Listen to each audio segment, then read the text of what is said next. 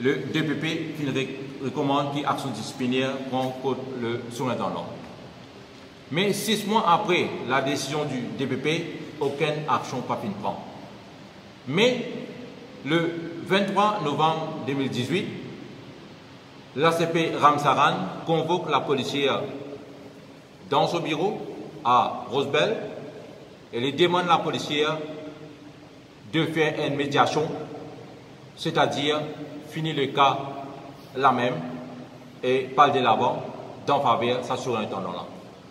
La policière qui tient accompagnée par ce monsieur, fin dit non, il n'est pas d'accord avec la médiation, il n'a pas envie d'aller de l'avant avec sa question parce qu'il fin trop souffert de cet incident-là. La policière, tout de suite, vient à l'aéroport de police côté travail, il fin mettre l'entrée dans ce Ribo, qu'il n'est pas d'accord avec la médiation-là et qu'il informe le syndicat, c'est-à-dire la Police Officers Solidarity Union en travers moi.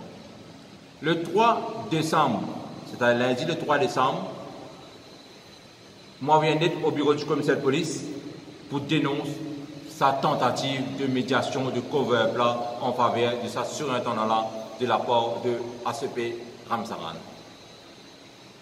Le lendemain, mardi le 4 décembre, mon travail comme prosécuteur dans la cour Maïbou, vers les midi 5, comme mon magistrat lève la cour, un assistant surintendant, le assistant surintendant Sitel, vient dans la cour, il dit moi qu'il y a une instruction avec ACP Ramsaran pour prendre mon explication en écrit, qui soi-disant en octobre dernier, je suis donné un policier pour pas signer aucun document de MES en relation aux examens de la PESAC. Mais pour moi, c'est carrément un acte d'intimidation et d'abus d'autorité de la part de l'ACP Ramsaran qui fait parce qu'il m'a soulève le transfert punitif de la policière Toinette qui lui-même signé et ça c'est une question parlementaire le 17 juillet 2018 à cause de l'honorable ministre Mento qui dit OFO devant la population qui pour lui c'est un transfert punitif et qui visait à prendre action tout de suite contre le Ogade qui finit si ça transfert là. Mais à ce jour, aucune action pas fin prendre dans cette enquête là, même qui moi, où la police Toinette fin donne ce statement. Et aussi, il peut pousser son vengeance contre moi dans l'affaire du surintendant suite à médiation qu'il a refait dans son bureau le 23 novembre 2018.